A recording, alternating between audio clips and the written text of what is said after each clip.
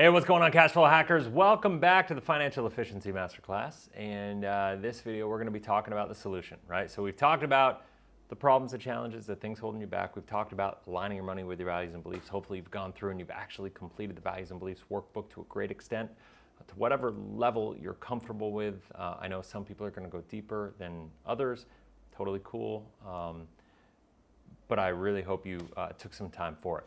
That said, today we are going to get into the reason I believe that whole life insurance is one of the most powerful foundational assets. In order to do that, I need to explain a little bit of a base of what I would call the hierarchy of financial needs, go through that a little bit, and then explain how whole life insurance grows with you, solves different problems throughout your life.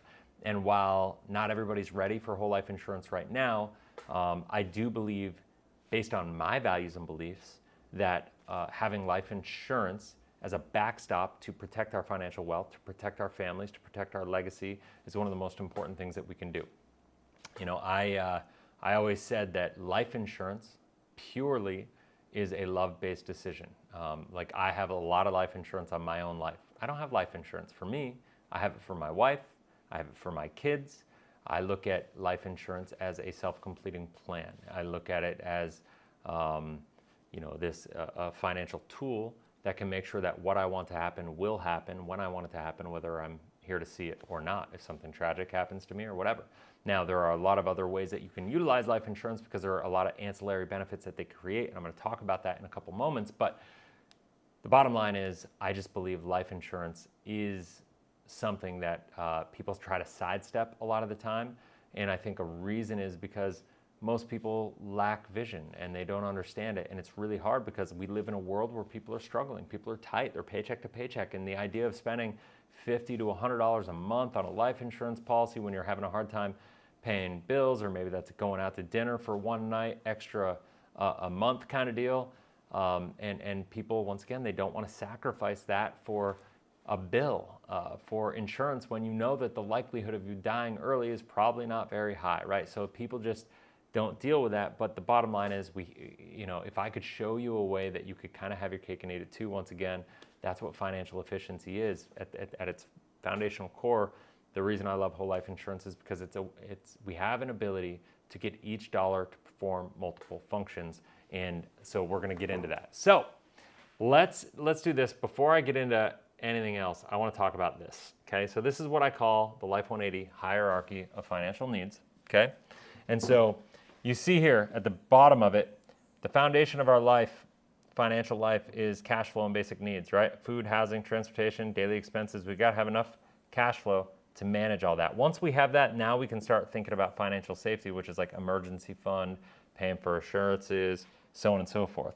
Once we have that built, now we can start focusing on accumulating some sort of wealth. This is where we start paying down debt. So we start building an opportunity fund, investing in cash flow producing assets, and then compounding that cash flow, right? This is the fun part of what I love to coach people, right? This is where I have the most fun helping people, right? Now, once we get through there, now financial freedom is where you have enough money, enough cash flow coming in to cover our lifestyle and expenses. It's where when we have financial freedom, we start thinking about long-term care, because there's a 70% chance that you're going to need some sort of long-term care assistance in life before you go through before you exit this life and graduate to the next life. And then we also have children's education that we want to take into play, because typically when we hit these ranges, this time frame, this is going to be when kids are starting to go to college, and it usually lines up time frame wise with that. And then what we have here is our legacy planning. And this is where estate planning, business succession planning, tax planning, all this stuff comes in, because I still have yet to meet somebody that says, yes, I'd rather give the government more money in taxes, and I'd rather give the government more of my estate than my kids, right? So successful people understand that life insurance is the most effective and efficient way to transfer wealth from one generation to the next. But did you know that you can utilize that money while you're alive as well to help you accomplish and protect yourself, help you accomplish your financial goals while you're alive, and protect yourself along the way? So I wrote down here the reason I love whole life insurance so often 5 ways, 1, 2, 3, 4, 5, on the ways whole life insurance helps you throughout your life. And the reason I think this is so important is because as you go through life, you're gonna age, and as you age, your financial needs change, right? Let's face it. Let's say here, I'm gonna do this here. Let's go. When you're in your 20s, right? 20s and 30s. Let's just go 20s to 30s. In your 20s to 30s, this is when most people, depending on when they start, they need to build an emergency fund. The question is, what are most people saying? Like, I'm gonna just call out Dave Ramsey. What does Dave Ramsey say? He says you need 6 months of an emergency fund, right? Question is, once again, you're gonna hear this a lot from me. Why? Why does he say 6 months? And the answer is, I don't know why he says that. I think, his idea of emergency is in case you lose your job, you need to make sure you have enough money to pay your lifestyle expenses, pay your bills, pay your mortgage. You gotta have enough money in case the air conditioner blows out, or you have a complete calamity with a car that needs to get repaired, or maybe a medical bill or something like that. Maybe you break an arm and you need a copay or something like that, right? Like, that's his idea of an emergency fund. But for me, the older I get, the more I realize that notion of an emergency fund is just hogwash. Pardon my expression there, but like, I just look at an emergency fund as saying, like, if you think you losing your job is the greatest emergency you're gonna face, you haven't really experienced life yet. And I know that when we're in our 20s and 30s here, that it's easy to think like life isn't gonna happen to us and that we're immortal, and that, we're immune to a lot of the hard things that life can throw at us. But, what happens if you get cancer in this situation? I've known too many people in their 40s and 50s, that have gotten cancer. I've met, my wife actually just had a friend die of ovarian cancer, and she was 38 years old. She died and left behind a 3-year-old. And, these things happen. My best friend died at 51 years old when his daughter was in college. He didn't have enough life insurance. His wife had to sell their house and downsize their life because of that, right? What happens if you get cancer and you want to fight and live and, handle it? To me, being able to accelerate a death benefit in case something happens, that's what emergency fund is all about. That's why I believe the best place to save money in an emergency fund is not a savings account, it's not a bond, it's not a CD, it's inside of a properly designed, highly liquid whole life insurance policy that should not be considered an investment by any stretch, because that's not the problem that it solves, because it doesn't have the same risk profile as an investment. It's going to be effectively an emergency fund that's going to take place of your savings account, let's just call it that. And what's going to happen is, if you get cancer, you're going to be able to accelerate the death benefit and use it to fight cancer. That's an emergency. You can use that money to pay your bills for however long. You'll have way more than 6 months if you do it the right way. If you die tragically, to me, that's an emergency for your family if you die tragically, right? And your family will have the death benefit.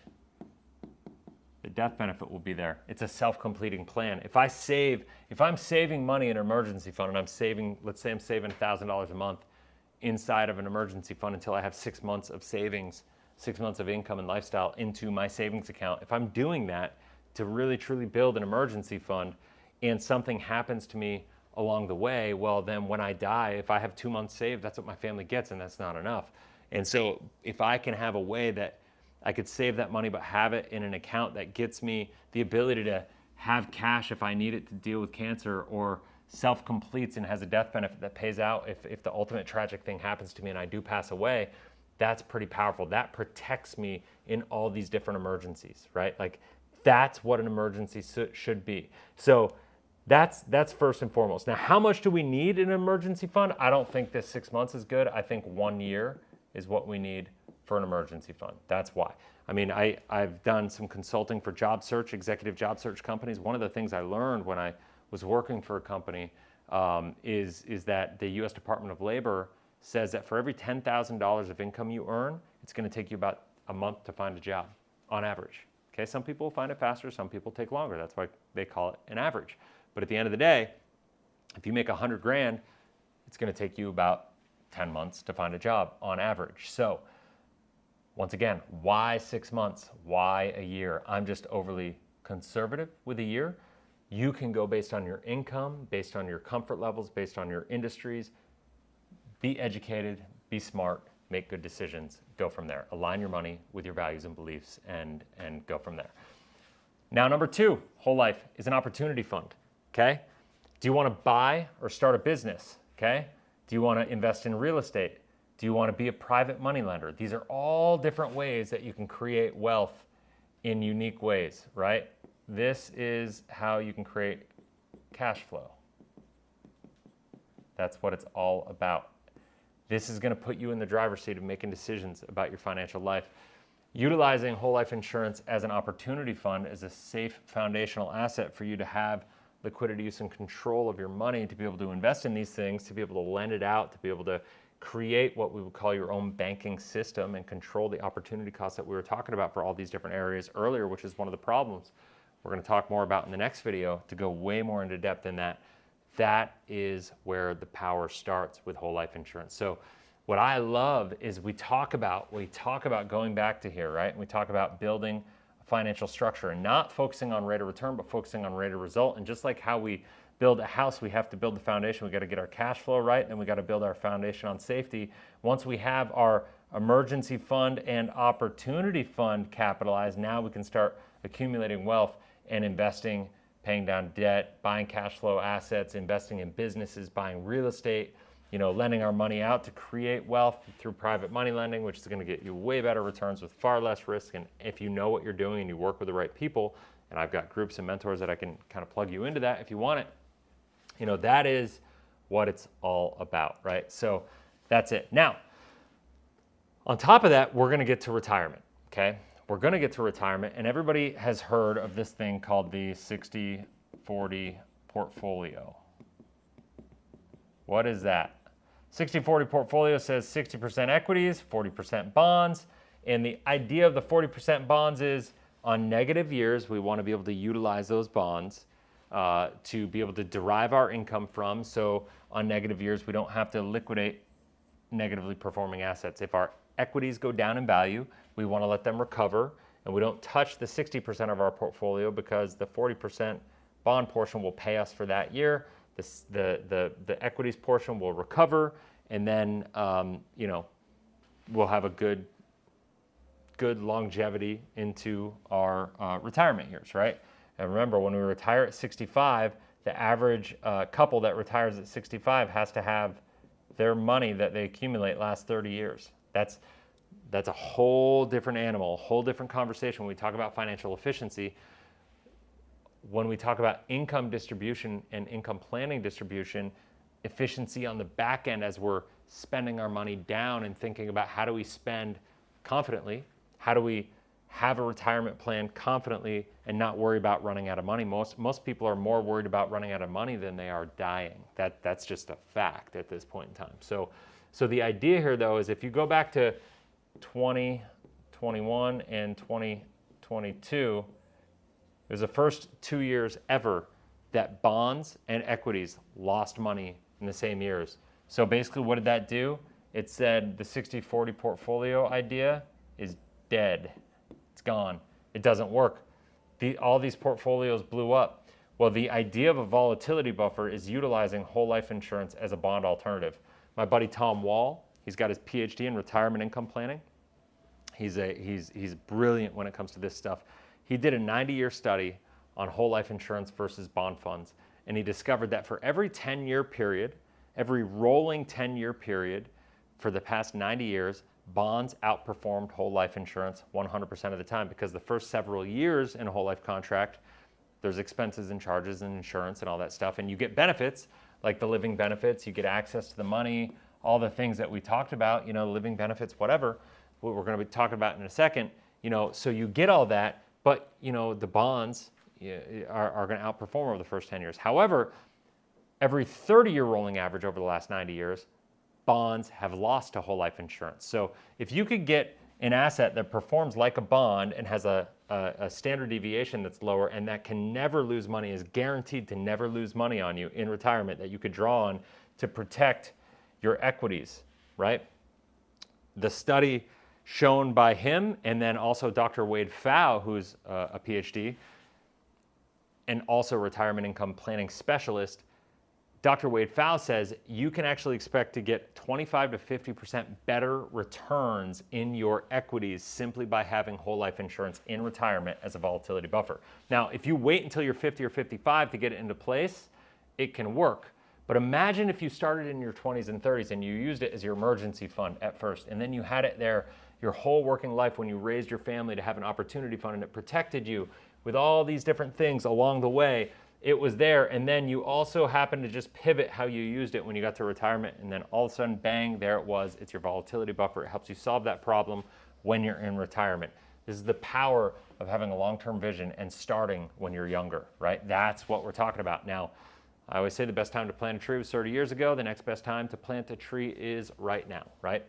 That is the reality. So then we get into living benefits in retirement. Now, the reality is these living benefits are there right out of the gate, even in your 20s. But obviously the likelihood of you getting sick or ill or cancer or something like that when you're in your 20s, 30s, and 40s, even though it does happen occasionally, the risk is far less significant. And so in retirement, it goes up, right? When we're 60, 70, that's when our odds of having our health fail on us is significantly increased, right? So having those living benefits in retirement to fight it. I share the story all the time. My father-in-law, 74 years old, November 4th, 2020, was diagnosed with stage 4 pancreatic cancer. They give him 90 days to live, 3 months. And I'll tell you right now, I'm filming this video almost November 4th of 2024. So 4 years later, it's the end of October right now. And he's still alive. He was just here visiting me in the Dominican Republic. He was visiting his grandkids, spending time with them. He plays golf 3 or 4 times a week in a golf league. And it's all because we had the living benefits that we were able to pay for alternative treatments and fight his cancer. We were able to do things. We had to leave the country and do some things that were not even FDA approved, but he's still alive, and his oncologists still don't understand how he's still alive, right? It's one of those things. So once again, in alignment with your values and beliefs, I don't believe in the medical cartel. I do believe that there are certain use cases for Western medicine and the way that Western medicine kind of has us do things, but I do believe also that pharmaceutical companies are evil for the most part. And I do believe that while there are certain pharmaceuticals that are good, the whole marketing institution is a business designed to keep us sick. And so my values and beliefs say, I want to have control of my medical directive, and by having money in a life insurance policy allowing me to accelerate the death benefit, to control and spend my money how I want to spend it, to me, I put a lot of weight and leverage on that, right? And then when we talk about tax-free legacy planning, you can see here as we go through here, tax-free legacy planning, that's what life insurance does better than anything, and that's the undisputed way that life insurance beats every other asset, right? But you can see here, no matter how you go through life, at what age, as you build your financial pyramid, whole life insurance is the only asset in the world that's going to grow with you through each stage of life. And I mean, it's not debatable. You can't debate how that works. And once again, so I know not everybody's ready for a whole life policy because not everybody has the free and clear cash flow to be able to do it at the moment. But the bottom line is starting somewhere. If you can't do something, I do believe it's important to protect our families.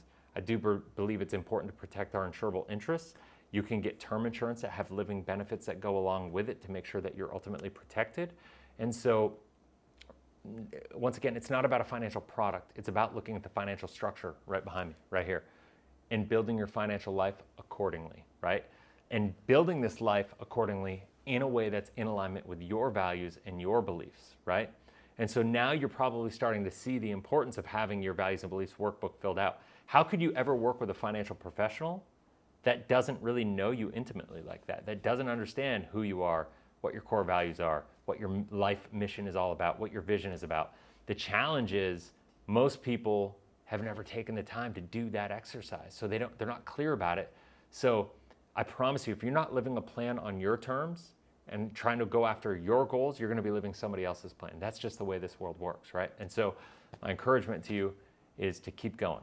You know, meet with the person that you're talking to, take a look at this and really do an audit on what's going on. There's a thing that we're also going to put down below here. It's called the Life 180 X-ray. It's basically a financial audit for you on everything in your life, your job, your income, your assets, your cash flows, your debts, your liabilities, all these different things that are going to go into play, your insurances, everything is on there. And it's, once again, you can go as deep or as surface level as you want to go.